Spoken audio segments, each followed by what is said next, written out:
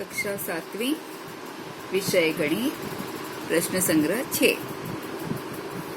नीचे दी गई आकृति में सर्वांगसम रेखाखंडों की जोड़ियां लिखो। पहले रेखाखंडों की सर्वांग समता, इसका अर्थ आपको पता होना चाहिए। रेखाखंड सीमित बिंदुओं के समुच्चय को रेखाखंड कहते हैं। जैसे यहाँ पर एक बिंदु है, यहाँ पर एक बिंदु है, इसे कहेंगे रेखाखंड। रेखाखंड सीमित होती है। सर्वांग समता, दो समान रेखाखंड। समझो ये 5 सेंटीमीटर है, ये भी 5 सेंटीमीटर है, तो समान लंबाई वाले रेखाखंड को सर्वांगसम रेखाखंड कहते हैं। यदि दिए गए रेखाखंडों की लंबाई समान हो तो वे रेखाखंड सर्वांगसम होते हैं। सर्वांगसम को इस चिन्ह द्वारा प्रदर्शित करते हैं। समझ में आया? अब जाते हैं हम प्रश्न संग्रह 6 पर। यहाँ पर देखिए, ये आकृति दिखाई गई है। कहा गया है कि नीचे दी गई आकृति में सर्वांगसम रेखाखंडों की जोड़ियां लिखो। अब यहाँ पर ये आकृति में से सर्वांगसम कौन है वो अपने को देखना है। तो हम स्केल से मापेंगे। आप अपनी किताब में भी मापना। ये है 2.5 mg। इस बिंदु का नाम G है। mg है 2.5। ये देखते हैं हम कितना है dg। ये dg है 2। eg है 2.5।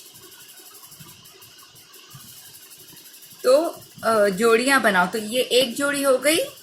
mg रेखाखंड हम ऐसे ऊपर कर देते हैं तो चलता है रेखाखंड। mg सर्वांगसम रेखाखंड eg, रेखाखंड eg। ये एक जोड़ी हुई। अब ये मापते हैं हम कितना है। ये है 0 से मापते हैं 3। ये अपना है 3 सेंटीमीटर।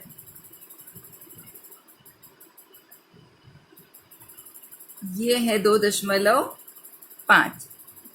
Ng है 2.5, यानी mg सर्वांगसम भी Ng होगा।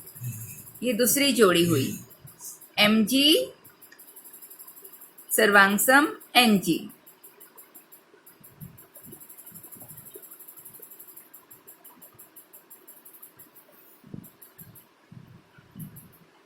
ये मापते हैं कितना है 2.5।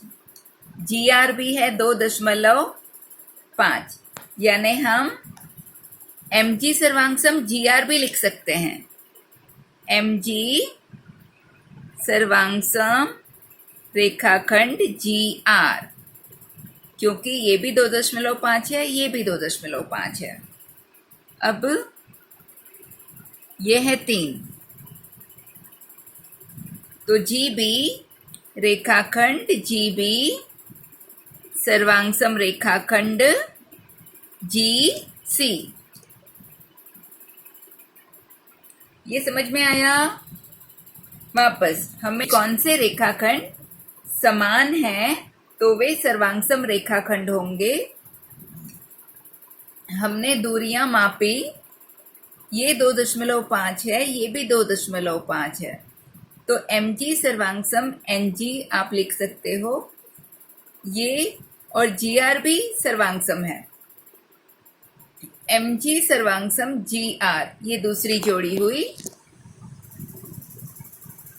eg सर्वांगसम gr भी आप लिख सकते हो, क्योंकि ये भी 2.5 है, ये भी 2.5 है। gb 3 सेंटीमीटर है, gc 3 सेंटीमीटर है, तो gb सर्वांगसम gc। समझ में आया? अब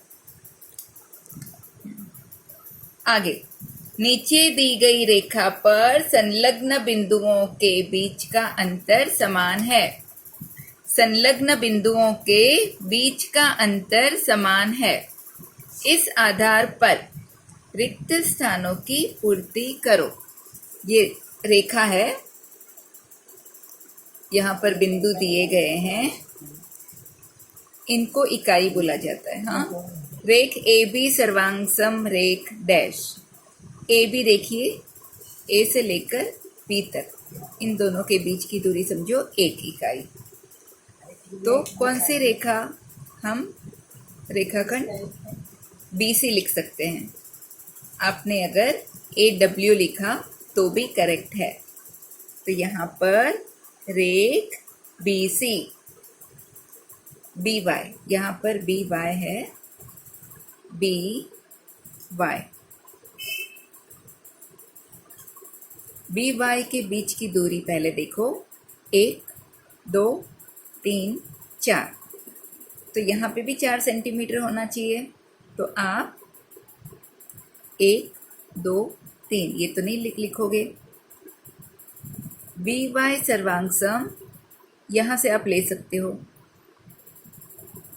यहाँ से यहाँ तक 1 इकाई, 2 3 4, एक्स क्यू लिख सकते हो, एक्स क्यू, बी वाई बराबर एक्स क्यू।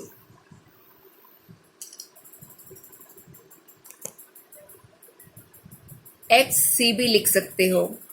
तो मतलब कोई भी रेखाखंड जिसकी दूरी 4 इकाई हो वो सर्वांग बी वाई। अब रेख ए पी सर्वांग रेख डैश।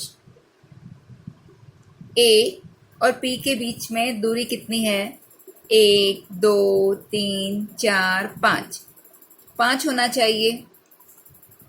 तो आप यहाँ से 1 2 3 4 5, तो आप वाई सी लिख सकते हो, वाई सी। ये समझ में आया? रेख ए पी सर्वांग रेख वाई सी, ए पी सर्वांग वाई सी लिखा। आप और कोई भी आप ले सकते हो, यहाँ से लेकर 5 आप मापोगे, ए पी 5 इकाई है, तो यहाँ पर आप रेखाखंड वो ले सकते हो जिनके बीच की दूरी 5 हो। अब वाई क्यू, वाई यहाँ पर है और क्यू यहाँ पर, 1 2 3, वाई क्यू सर्वांग आप 1 2 3, डब्ल्यू सी भी लिख सकते हो, डब्ल्यू सी। यहाँ से आप 1 2 3 डब्ल्यू जेड लिखा तो भी करेक्ट। तो इसी प्रकार आप आगे करोगे। आज यहाँ तक। ये सबको समझ में आया?